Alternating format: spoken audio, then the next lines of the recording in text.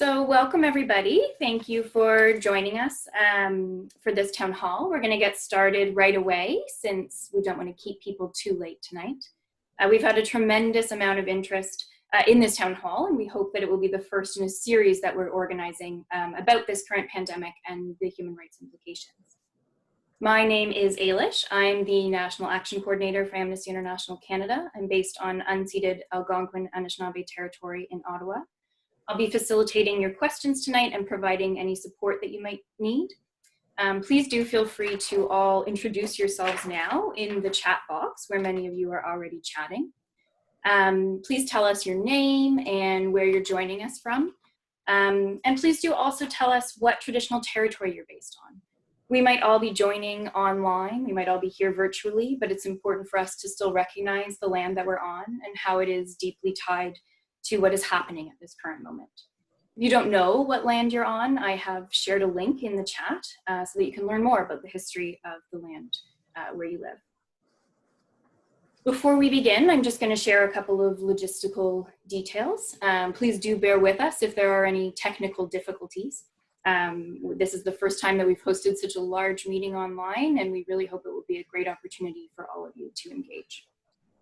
This town hall is being recorded and it will be available tomorrow on Amnesty International Canada's YouTube channel. The town hall is also simultaneously being streamed to Facebook Live for those who would prefer to join us there. If you're having any difficulty seeing the speakers tonight, please make sure that you're using the speaker view. So at the top of your Zoom application, there should be different choices such as thumbnail video, grid video, and if you pick speaker view or speaker video, you should always see the person who's currently speaking. Because we're expecting so many people to join us here tonight, more than 400 people responded. We unfortunately have to keep everybody muted, but we do encourage you all to actively participate in the chat box, or those of you who are joining us on Facebook Live by commenting on the video. Many people have submitted questions in advance, but please feel free to submit questions throughout the town hall tonight at any time in the chat box or on Facebook Live by comment. We're going to hear from all three panelists that we have joining us tonight, and then we'll have questions for all of them all at once at the end. So again, please feel free to submit your questions as soon as you have them, and we'll be keeping an eye on that and keeping a running list of questions so we can group them together thematically where possible. So thank you again for joining us, everybody. I'll be here to help throughout by monitoring your questions and by providing any support. But for now, we will pass it over to Alex Neve.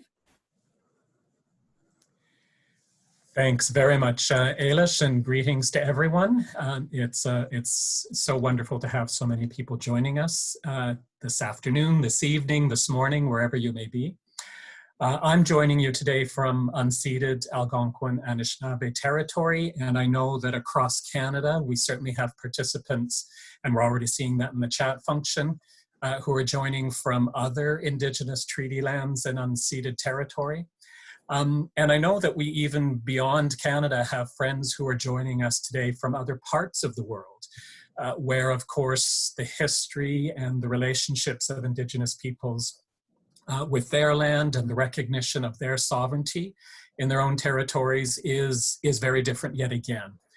So I wanted us all to begin our discussion tonight, acknowledging and honoring all of those different histories and realities, and above all, committing to ensure that in our continuing human rights work, which certainly includes what we've come together for this evening, the immediate urgent response to the COVID crisis, but also the crucial longer term vital human rights work that we're going to face as we come out of this crisis, that in all of that, respect for and partnership with Indigenous peoples in their human rights struggles is absolutely central.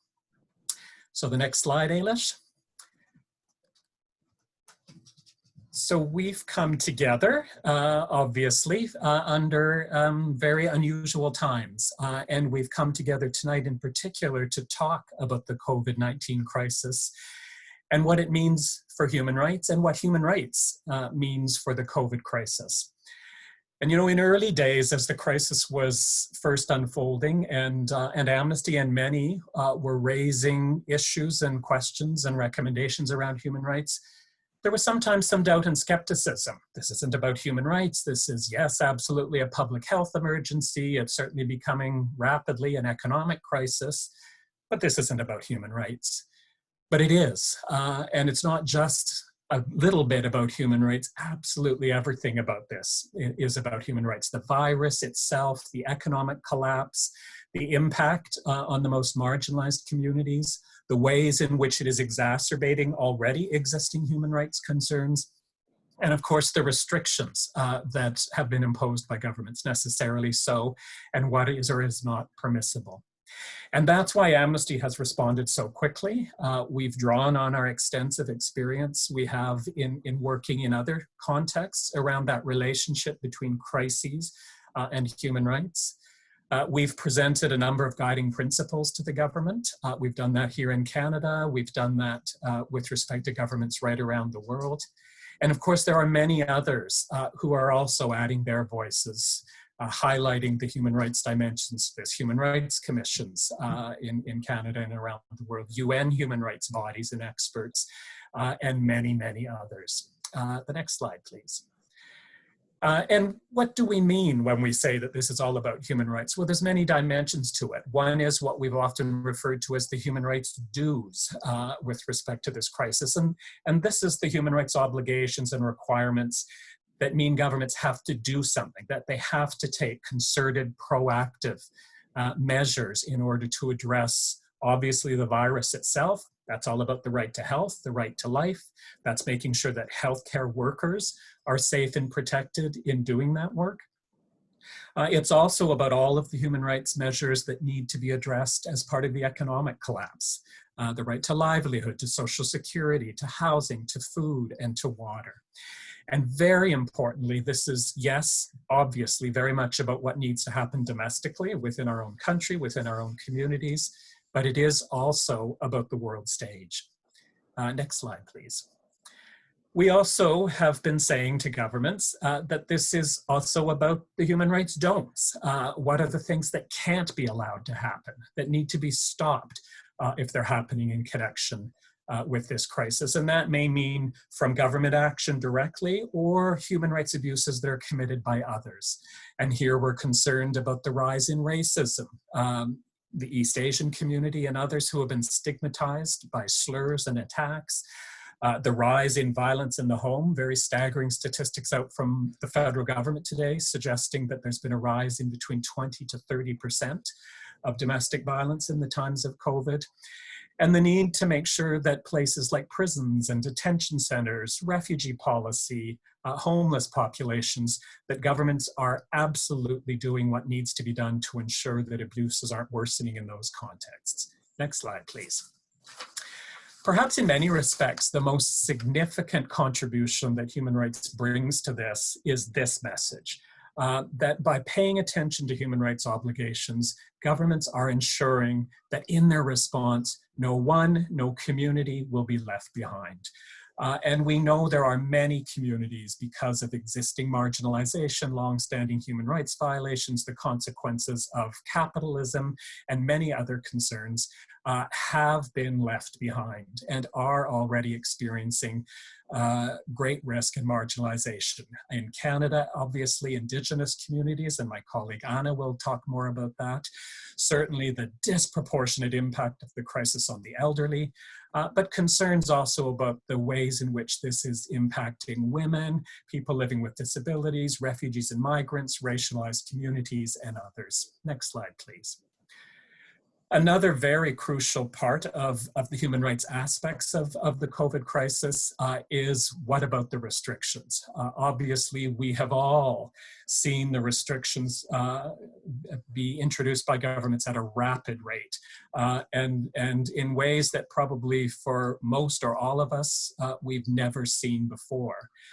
In the ways that freedom of movement, freedom of assembly, the right to go to school, the right to run a business, so many rights have been dramatically curtailed. I think sometimes governments and even the public assume this is when the human rights advocates are going to show up to say, you can't do it. You have to stop. You're not allowed to violate rights, even to protect other rights. But that's not the case. The international human rights system clearly recognizes that not only is it permissible, but that it may actually sometimes be an obligation on the part of governments to, yes, take steps that will restrict some rights in order to ensure that in a time of crisis and emergency, other rights are upheld. That doesn't mean it's a carte blanche, and you see here some of the criteria that governments absolutely have to take on board as they're considering what kind of restrictive measures they're going to impose. And this is an area where Amnesty International and many other human rights groups do bring scrutiny to make sure that the restrictions are as narrow as they need to be, that they don't go on forever, that they're certainly not imposed in a discriminatory manner. Next slide, please. We're also very much attentive to the global side of this. Obviously, we're all experiencing and observing and hearing a lot about how the pandemic is playing out in Canada. We are Amnesty International. We're certainly gathering information and bringing to the public, bringing to our own government concerns about the fact that right around the world, there's very serious human rights violations associated with this. In some countries, governments are cynically using this as a pretext to grab power, to intensify repression. There's even a term that's been coined now, COVID coups, to refer to those kinds of developments. But many other concerns here that you see listed around how this is having global implication. And to our government's credit, I've included a quote there from our Minister of Foreign Affairs and Minister of International Development. They have been frequently on the world stage, really bringing the message to other governments that this isn't about an either or, that protecting public health and respecting human rights need to go hand in hand. Next slide, please. Now, it's one thing to be talking about principles and to be pointing to international human rights treaties, and it's great that our government is on the world stage saying, yes, the public health crisis and human rights go hand in hand. But we know from decades and decades of human rights protection that good intentions is never enough. Wishing it will be so doesn't deliver human rights protection. And that's when you need to really pay attention to oversight and enforcement and accountability. And so that's another area where we have brought a lot of attention. And we have been saying to governments that, that at any time, oversight and enforcement is very crucial, but certainly in times of crisis, and in this kind of a crisis where our courts are operating at half their capacity, human rights commissions and tribunals aren't as active as they usually are, we absolutely need to make sure that oversight is strong and vibrant right now. Next slide. And that's why we joined with a number of other organizations in spearheading an initiative that in the end was endorsed by 301 organizations and experts across the country, and have put in front of the federal, provincial, territorial, and over 50 municipal governments a proposal that they do something about strengthening human rights oversight right now. And we're in the middle of some encouraging discussions federally with the Department of Justice, looking at some measures that might actually take us in this direction. Next slide. And lastly, I would be remiss not to highlight that this is not just about human rights treaties and principles and this obligation and that obligation and oversight bodies, etc.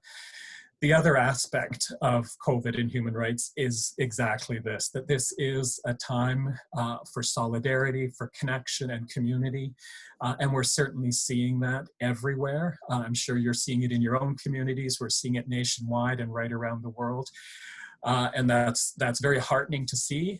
But it also, I think, is important to remind ourselves that's what the essence of the human rights vision is all about. Human rights is about universal human rights protection.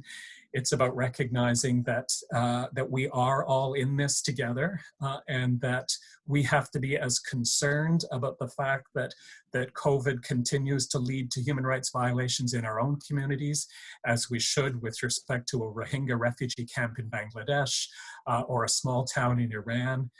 This truly is a time of universality, and that's what human rights is all about.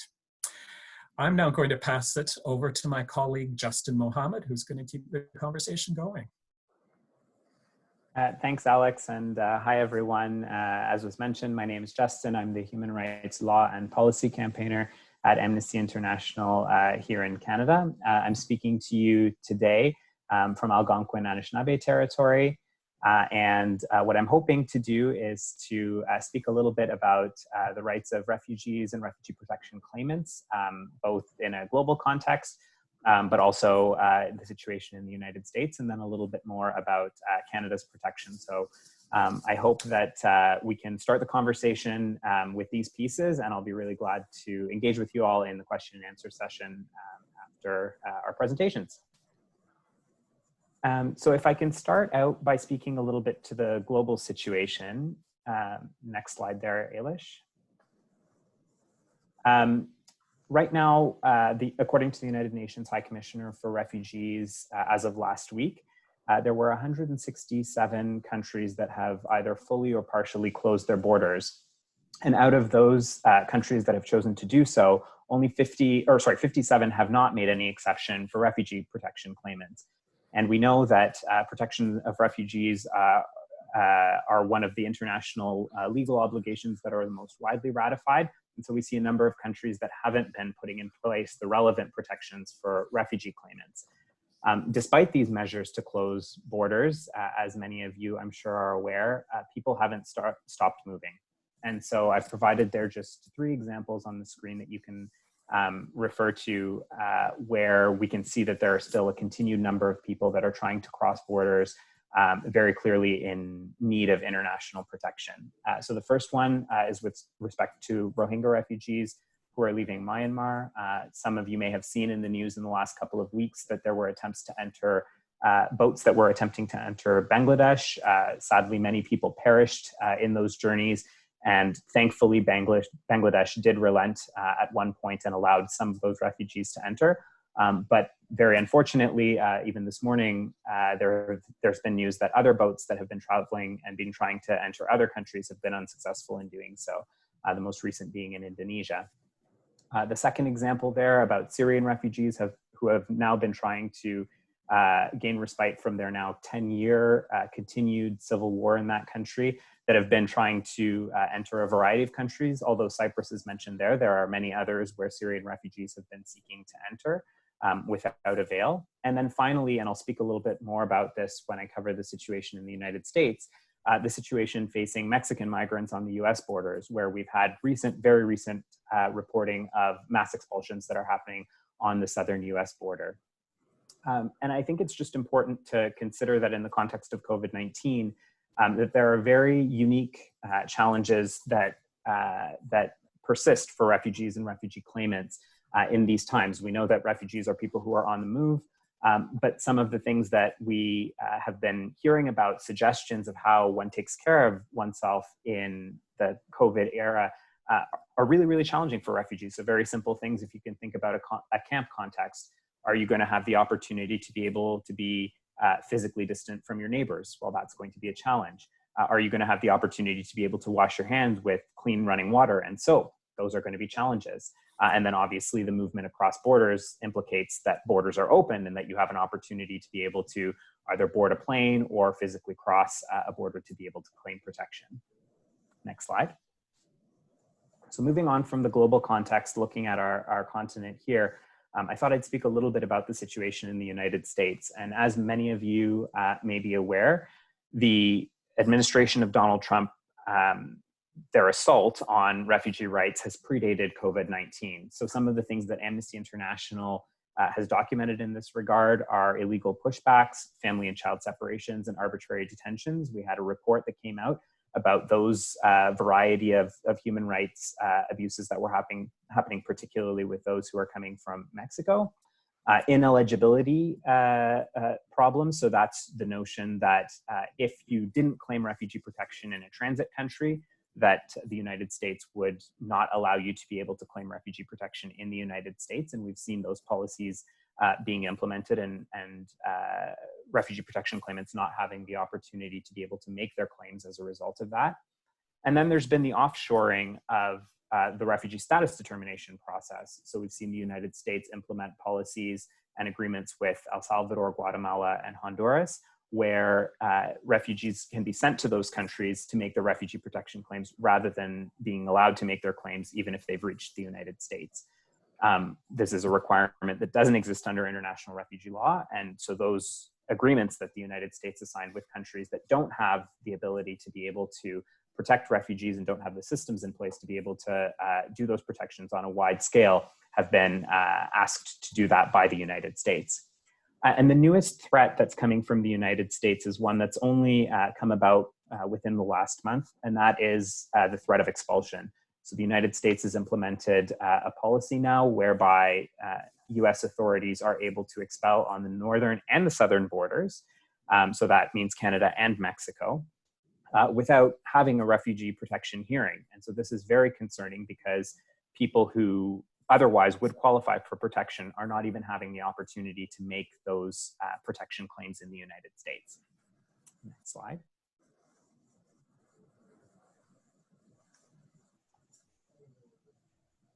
Okay, so looking at the situation here in Canada, over the last couple of weeks, we've had a very quick change in the refugee policy that's been in place here. So I'm going to start with what I've called the flip-flop. And so that's when the government announced very early last month that it would keep the border open to refugee protection claimants amid COVID-19, but it instituted the appropriate health measures in order to ensure that public health in Canada was also being adequately assured. And so what was being required was that if folks were coming across the border and making a claim for refugee protection, that they would still then have to undergo self-isolation or quarantine to ensure that they would not be passing the virus further if indeed they were infected. And then we got, just a couple of days later, a change where there was effectively a blanket ban that was in place for anyone who was coming from the United States to claim refugee protection in Canada. There were very few exceptions to that initial ban that was implemented by the government. It included US citizens, but for all intents and purposes, it was a very comprehensive ban on being able to enter Canada to claim refugee protection, again, in violation of our international legal obligations. And then what I've called the ban 2.0 is the recent decision just taken last week by the government of Canada to reinstate or renew the ban that they had originally proposed. Except in this case, there were a few exceptions that have been made for official ports of entry. And those are for certain groups, for example, unaccompanied minors, those who carry certain types of permits. So if there are work permits or study permits, and you were crossing and you held one of those permits, you would still be able to do so at an official point of entry. Or those who have close family connections to people who are already living in Canada. But otherwise, the ban is still quite comprehensive. If you're not arriving by ports of entry, those exceptions are much narrower. And so this is the revised policy, which is now, in fact, Canadian policy to date. Next slide, please. And so all of this might raise a question for some in terms of whether or not we can actually protect refugee claimants in Canada while there's a pandemic. And I'd like to suggest to you that the answer is very emphatically, yes, we can.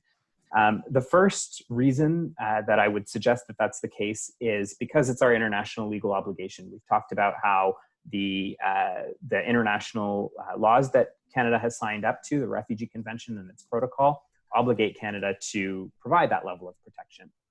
The second point is that we have the resources. And on this point, I'd like you to think about the examples that we discussed earlier, wherein there are several other countries that are faced with these challenges, but don't have the resources that Canada has to be able to provide protection to those who are coming to Canada to be able to seek our protection. The third reason being that the numbers are actually quite low. So we hear a lot about how many people are crossing at Roxham Road and other ports of entry. And it's very interesting to know that just within a couple of weeks of the border announcement being made, the number of folks who were trying to cross irregularly into Canada was announced by the Minister of Public Safety as being 17. And so the question then becomes, well, if there are 17 people who are crossing the border, are we able to control that in a way that protects public health?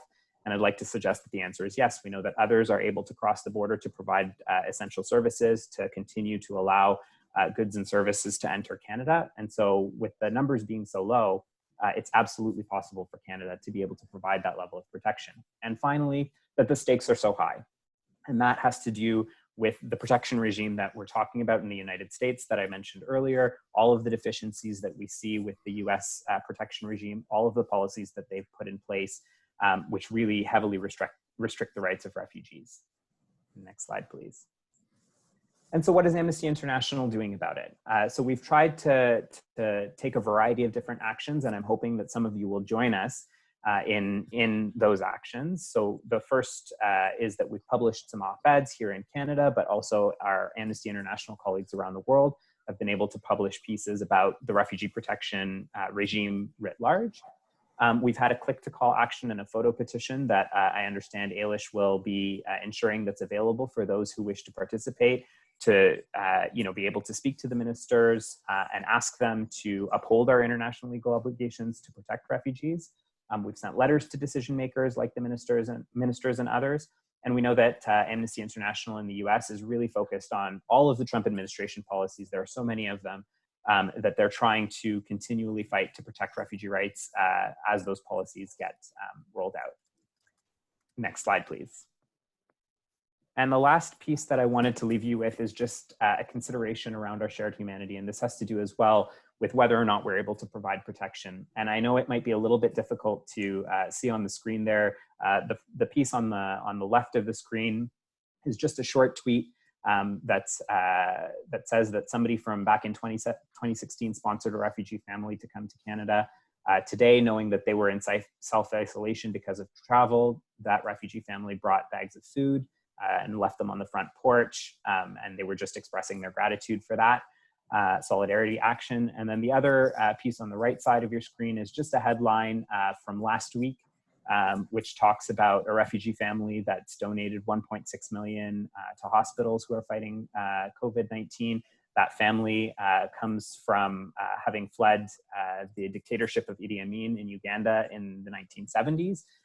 And is clearly trying to, and if you're able to read that story, to give back to the community here in Canada and try to show that that they're really thankful and grateful for the protection that was provided for Canada, and they want to do their part in ensuring that that others are protected from this disease. So I'll leave things there. Really looking forward to engaging with all of you, and I'd like to turn it over now to my colleague Anna Collins, who will speak to us a little bit more about Indigenous rights. Language, Justin, that was very awesome. Kwebojo Knuea, Norin Indigenous. My name is Anna Collins. I'm still new, and this is my first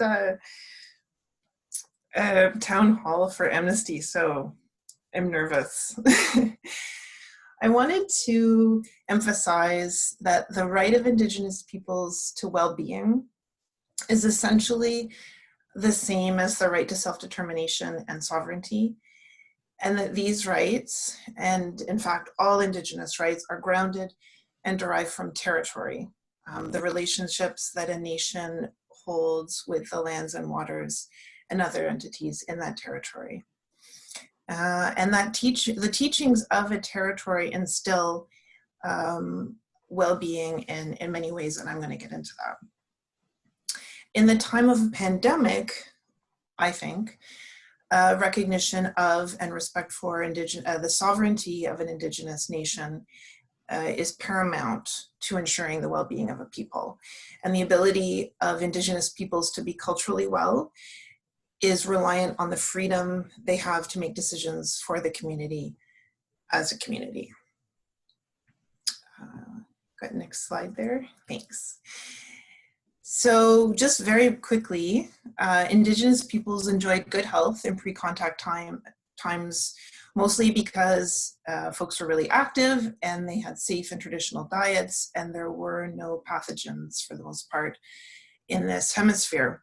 And elders and community histories tell us that people lived very long lives. 120, 140, 150 years old are not uncommon. And people remained in good health until their passing. And this good health was very holistic, and it includes ceremonial, nutritional, social, and physical elements, as you can see in that four-directional wheel of health on the screen.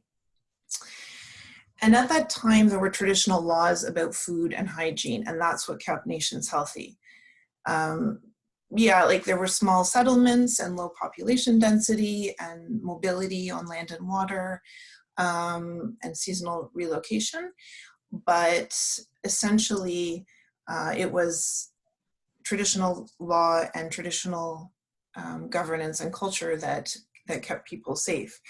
One example, when a community member fell ill, the family and the whole community would provide support and comfort and drop off food and medicines. And you see that practice continuing today. And one of the most important factors influencing well-being has been and continues to be a sense of obligation and belonging to territory, to families and to communities. As many of you, I'm sure, are aware, the most damaging result of colonization possibly most likely was the introduction of new disease. And because there was no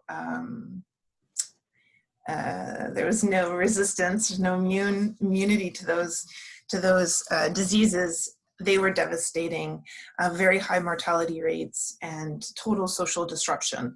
So there's been past epidemics noted, not just in this hemisphere and in Canada, but also elsewhere in the world, of smallpox, influenza, measles, tuberculosis, and whooping cough, for example. And what that means today is that these experiences remain very present in the collective memory of communities and in individuals, and that the memory of the use of epidemics to control people and to devastate people is a trauma that a lot of people are carrying right now.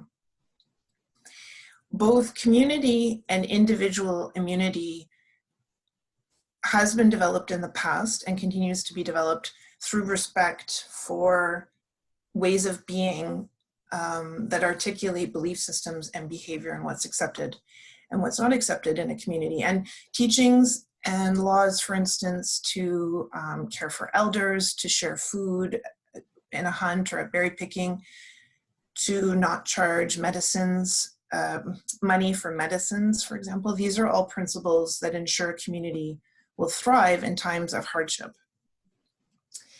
Elders teach us that ultimately all Indigenous rights and responsibilities derive from the lands and waters of traditional territories. So in the middle of a pandemic, the critical relationship between well-being of a community and of individuals and territory has become really clear. Next slide. Thanks.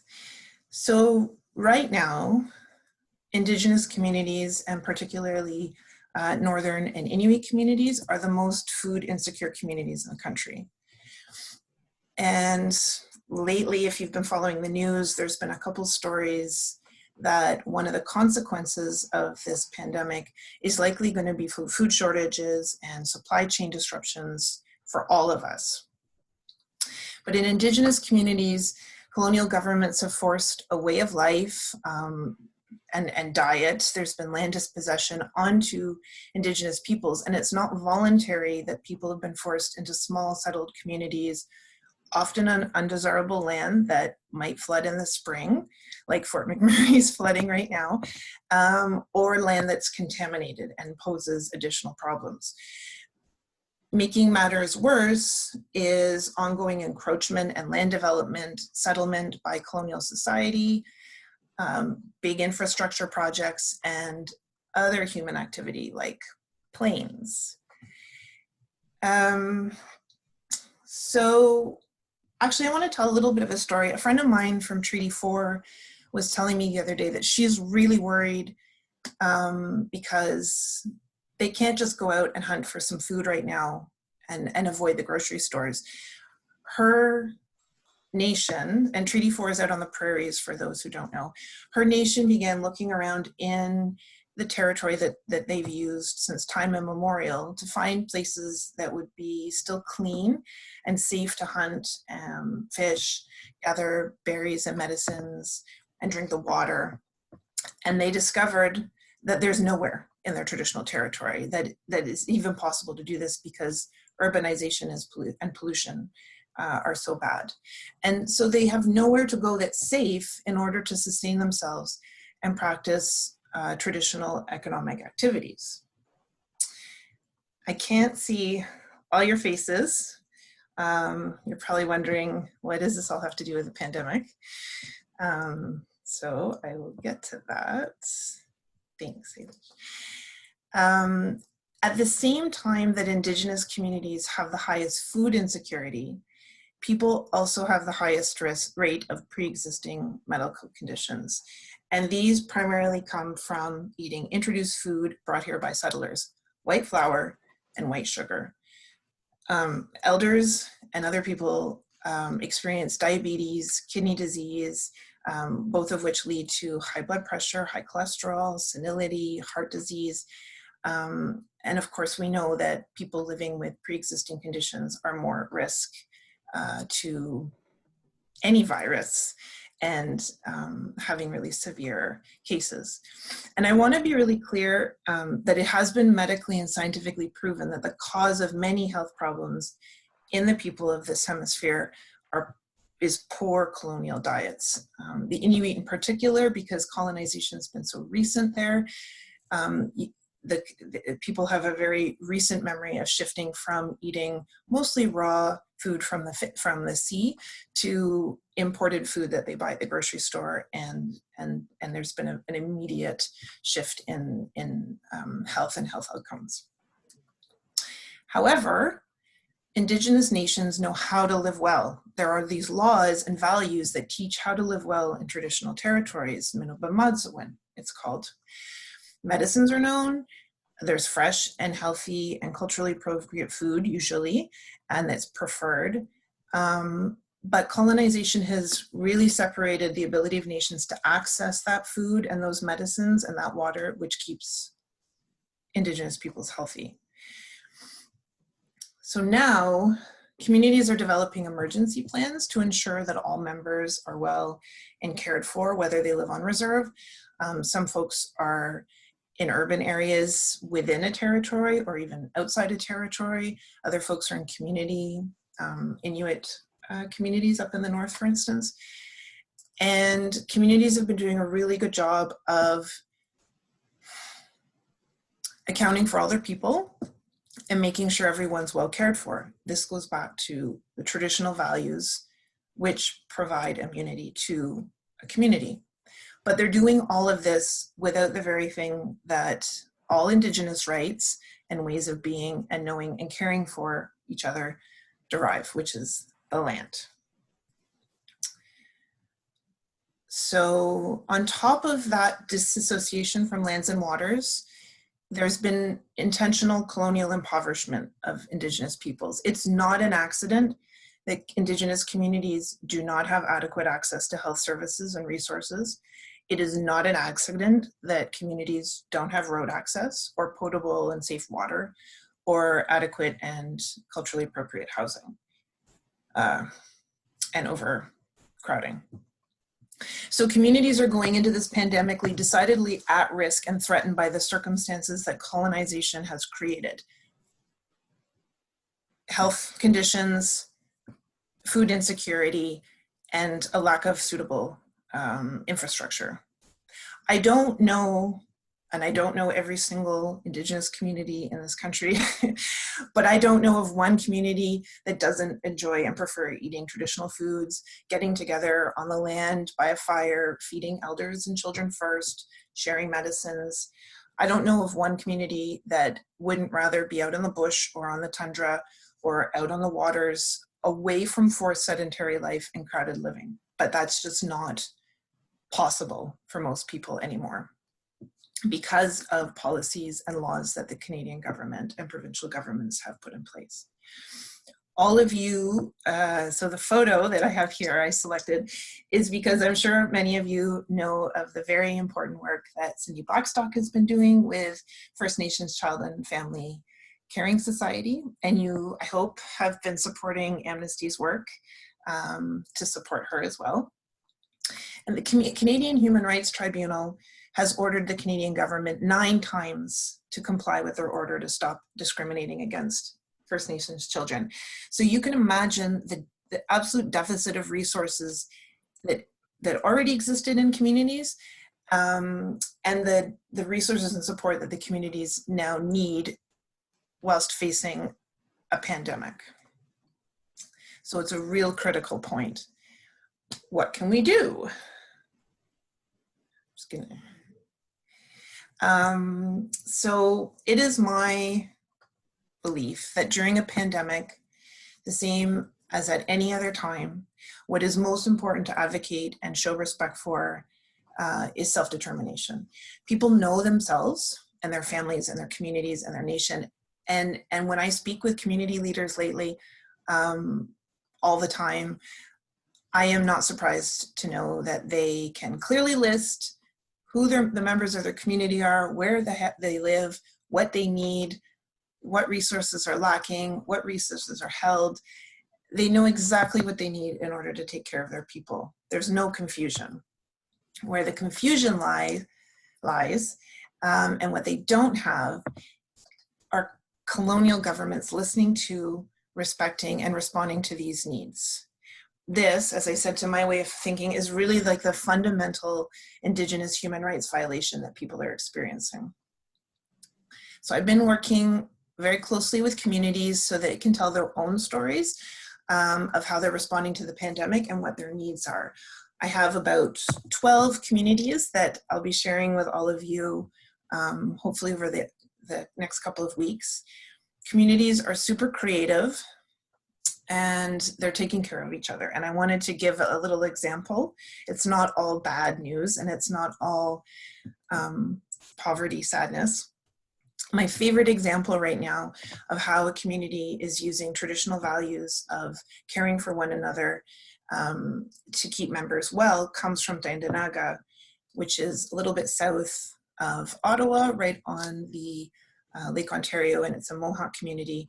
And there, individuals are putting together blessing boxes, and they're just taking extra food, staples, books, art supplies, toys, I don't know, DVDs, whatever they've got, and they're dropping these boxes off to others to make sure that they're going to be okay during this time of isolation and pandemic.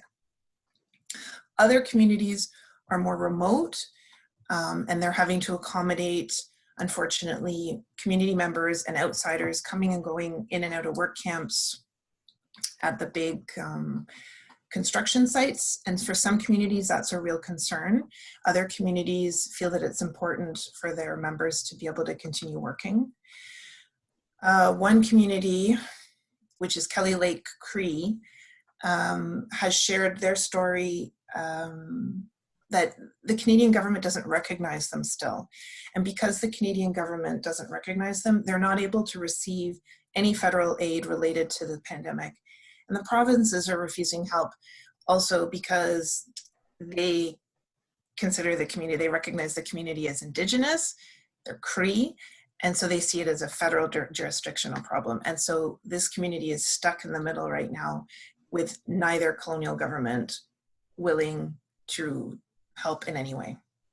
So I just want to finish by encouraging all of you to read and watch the stories as they come out on the website.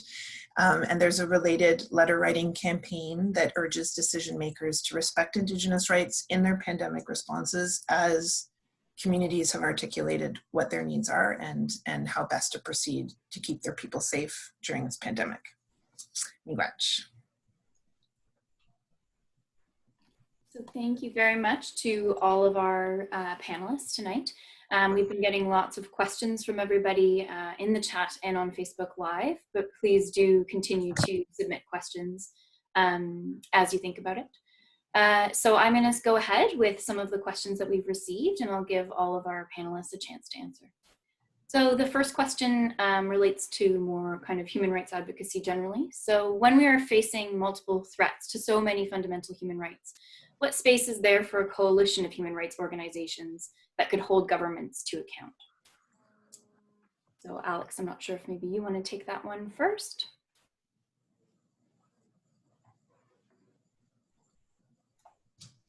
Just unmute. Thanks, Alex. Yeah, I'm unmuted. That's, I think, a tremendously important question. I think that's an important question no matter what in our human rights work, because I think over time we've come to see, especially in a world of many big problems and the interconnections between those problems and challenges, that we are so much effective and so much stronger when we link up.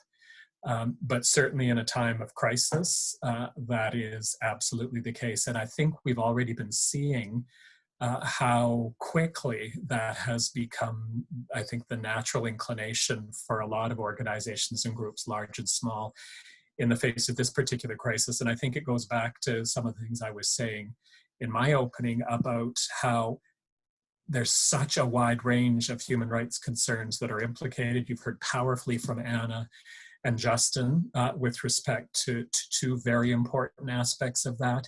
We, of course, could have presentations with respect to how this is impacting women, the implications around gender equality, people with living with disabilities, and the connections between all of those are so important to make. And that's why, for instance, in this big push we're making for strengthened human rights oversight of the entirety of government responses to COVID, we've had this incredible group of 301 organizations and experts across the entire array of sectors and struggles, grassroots organizations, big national groups, because I think we're all recognizing that in the face of something as enormous as this, we absolutely do have to link arms. So I think we need to continue to look for those kinds of ways to move forward with the work. Great, thanks, Alex. Anna or Justin, would you like to add anything? Maybe just to say in the particular area that I'm speaking with you all about tonight, certainly that's a part of the work. We have great partners here in Canada that we work with in terms of the Canadian Council for Refugee, the Canadian Association of Refugee Lawyers. There are many, many migrants' rights organizations that have been working on these issues. So absolutely the idea and the need for collaboration between organizations, internationally, nationally, locally, those are all points that I think are really important. Great, thanks, Justin. So maybe we'll move on to a question that we'll pass to Anna first, but everyone could answer. So many corporations are using the pandemic to call for the suspension of hard-won social and environmental legislation, including the UN Declaration on the Rights of Indigenous Peoples. So what advice do you have for countering these regressive calls?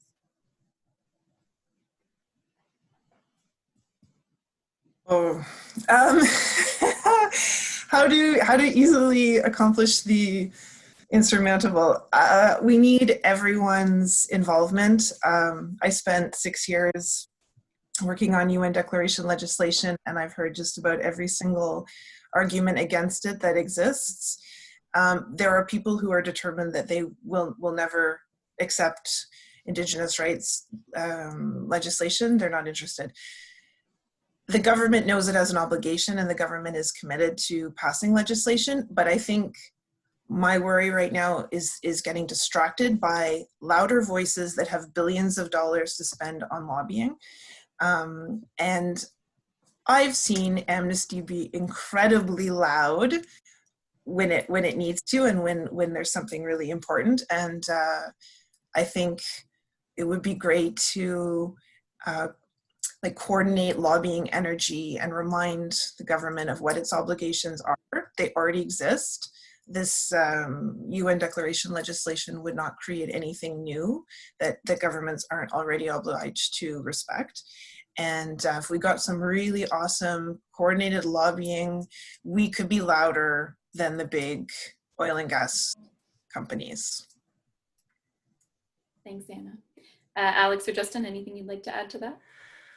I think Anna has said it incredibly powerfully. I maybe taking a slightly broader view, I would just make the point that we hear this every time there is any kind of crisis. I certainly think back to the days after September the 11th as well, and the many ways in which governments and commentators will say this is the time to pull back from human rights protection. Human rights are standing in the way. We can't afford to protect rights right now, when of course it's exactly the opposite. that's true. We don't find ourselves in times of crisis because we've been doing too good a job about protecting human rights in the past. It's of course exactly, we're not facing the COVID crisis because we've been doing too good a job of regarding the rights of Indigenous peoples, clearly not. And we're not going to find the solutions to the COVID crisis or any other crisis by giving up on any of those rights protections. If anything, and I think this is where that loud voice that Anna is talking about needs to really ring out, we need to be conveying that message of now more than ever, we need to make sure we get the UN Declaration legislation in Canada. Now more than ever, we need to dig down and double up in protecting rights right across the entirety of international standards. That's the solution, not the problem. Great, thanks, Alex. So a question maybe most directed at Justin, but what do you think is the best policy to balance upholding refugee rights and protecting public health?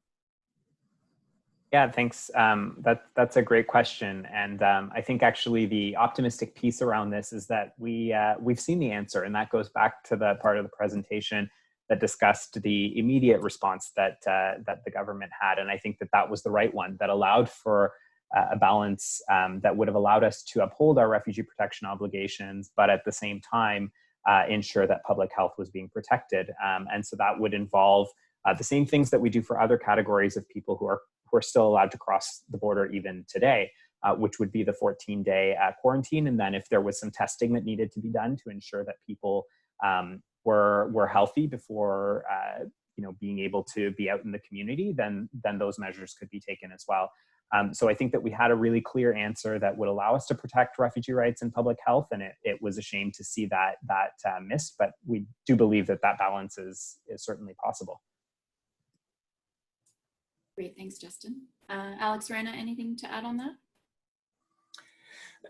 Maybe just to highlight, as I think many people on the call tonight this will strongly resonate with them. I think refugee protection is one of those issues that reminds us that the struggle against COVID is both national and international, and refugee protection is such a perfect reminder of a serious human rights challenge, responsibility that is shared by all states, and that we need measures, therefore, that are responsive in that way, and that is, as Justin is saying, yes, absolutely, how you uphold human rights protection and obligations around refugee protection, but it absolutely is the right public health response as well. You don't defeat the COVID virus by pushing it over here and pretending it doesn't exist and just keeping it on the other side of a border. You defeat the COVID virus by truly coming together as a global community. Thank you. Okay, so a question that was submitted about wondering about if you think there will be issues with the government trying to limit civil liberties in the long term once the pandemic has passed, and perhaps tied into that specifically, someone wondering about any parallels you might draw with the FLQ crisis in Quebec in the 1970s, since it led to changes in the War Measures Act. So the heart of both those questions, perhaps, what freedoms do you think will return and what do you think will change in terms of civil liberties? Well, I could start off, and Anna and Justin may have comments here as well. I think that's a very powerful reminder of why we do need to be so attentive as a human rights community. Because obviously we are seeing a range of restrictions, some of which are about keeping us in our homes, but there certainly is a lot of enforcement and surveillance that's coming with that, and very disturbing indications. Doesn't always make the front pages, but there's some groups doing some very important work to show the racialized and other discriminations that are playing out in how some of that enforcement is happening. And as I said earlier, when we put this into the global context, that's even more the case, and as a reminder to us of the myriad ways in which a whole range of crucial civil liberties and freedoms are already being violated and will increasingly be put in peril. And the FLQ, or September the 11th, all these other kinds of crises do, as the questioner reminds us, really highlight the ways in which these kinds of measures become the new normal. And we don't ever entirely go back to how it was before, and different kinds of restrictions start to become normalized. I don't think we yet know what that is going to look like here, but it's absolutely vital that we stay attuned to it. And it's one of the, I think, top reasons why so many organizations have come together around this call for the need for strengthened and enhanced human rights oversight, because it's through that kind of an independent process of oversight that we'll be able to track what's happening. We'll be able to push the government to make sure that they're finally providing the kind of disaggregated statistics, for instance, which will make it possible to analyze how it is playing out differently within different communities, and be ready, therefore, for the advocacy to make sure that when that strictly required period of time that may justify these kinds of measures is over, then we do roll back these restrictions. I don't know if Anna or Justin want to add to that. Okay, great. So a question here again, more on kind of general advocacy. Should activists in Canada be putting their energy into international solidarity when it comes to COVID-19 and human rights, or is our energy better spent on domestic focused issues right now? I don't know who wants to take that away. Well, I'll begin by saying it, of course, is our heartfelt wish that you don't feel the need to choose. And I say that totally recognizing that everyone's reality right now is very different on this call and in our communities more widely. People are grappling with different kinds of challenges and stresses. People have, family members and loved ones who are facing the virus firsthand. And so people have different kinds of limitations and choices. So I'm very respectful and aware of that. That said, I think in our human rights work, Amnesty is always hoping that people will be attentive equally to human rights concerns in their backyard and human rights in other corners of the world. And that we'll look for the connections between the two, because I think the days when there was a firm separation between the two, you either did work on human rights at home or you were a globally minded person who thought of the rest of the world. I think we recognize that the linkages between the two are so profoundly important that it isn't about those kinds of separations. And if there's ever a time, if there's ever an issue that really makes that so abundantly clear, really reminds us that when it comes to human rights, borders mean nothing, despite the fact that, as Justin's been reminding us, for many governments, this is all about borders. And as Anna would tell us, with sovereignty issues, borders that have been arbitrarily imposed on top of everything else. But this is a crisis that says to us those borders can't mean anything. And we need to link arms, yes, in our own communities, but right around the world. Maybe just to add one point to that, and it echoes the comments that Alex has already made, but it's just to looking at the issue that I've shared with you a little bit today, just recognizing that the distinction between national and international is really tenuous when it comes, of course, to refugee rights. One can't distinguish what's happening here in Canada from what's happening in the United States. The policies that are being implemented by the United States have so much to do with why people make their decisions, and some seek to gain refugee protection in Canada.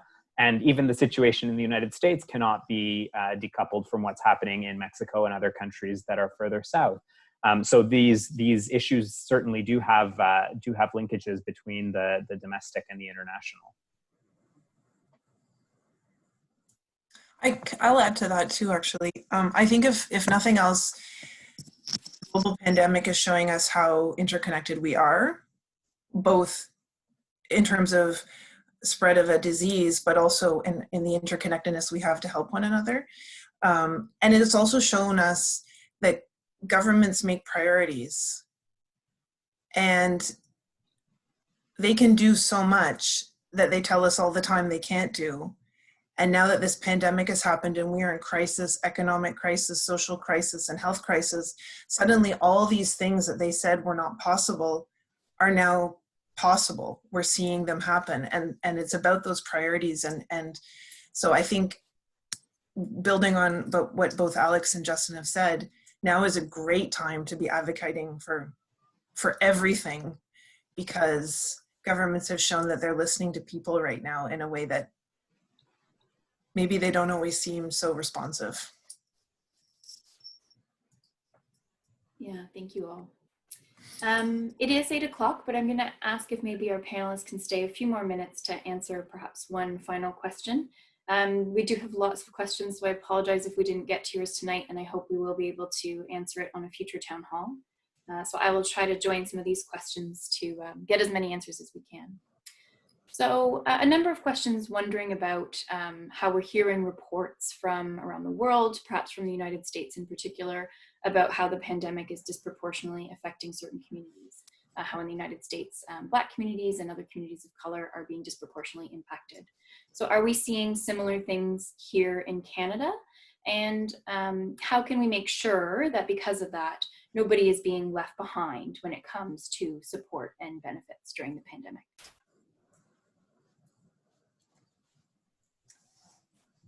Absolutely. Yes, you start, Anna. I think I alluded to this, but absolutely it's happening in Canada. And I believe in the future there will be another town hall that will address maybe that aspect in more depth. But I think leadership has to come from the people who are most affected by this pandemic, because they know what will work. It will be very abundantly clear instantly when something doesn't work. And people have the knowledge and the expertise and can articulate what they need. So leadership has to come from the people who are being most impacted by this. And can I add, and this may not be one of the most exciting ways to end a conversation like this, because I'm going to talk about statistics. But this is absolutely central, and we are lousy in Canada in terms of how we gather statistics exactly around this kind of concern, the degree to which different communities are impacted differently by various realities and policies. We do not disaggregate some of the most important information in our society, rates of homelessness, a lot of issues around poverty, even health issues, by racial, Indigenous, disability, other kinds of identities that would, number one, very powerfully reveal the reality that is behind this question, and which Anna began with the powerful answer, absolutely. But the statistics aren't available. The statistics aren't available to policymakers. They aren't available to the media. They aren't available to us to truly understand how serious a concern it is. And that's one of the, I think, really glaring deficiencies that has been laid bare by how the pandemic is unfolding in Canada, even compared to the United States, where there is statistical information and has very demonstrably shown that right across the United States, the impact on African American communities is disproportionately high. We're hearing that from communities here in Canada as well, but the statistics aren't available, and that is unacceptable, and it's something we need to push government to change. Thank you, Alex. Justin, is there anything you want to add on that? They've covered it for you.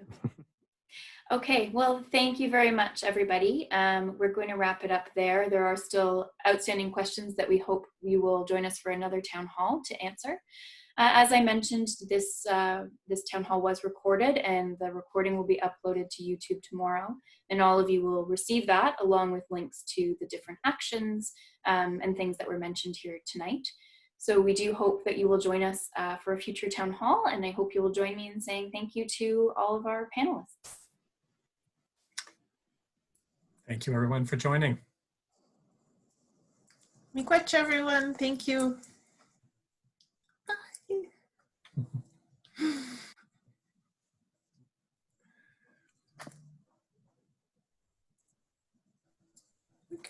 Okay.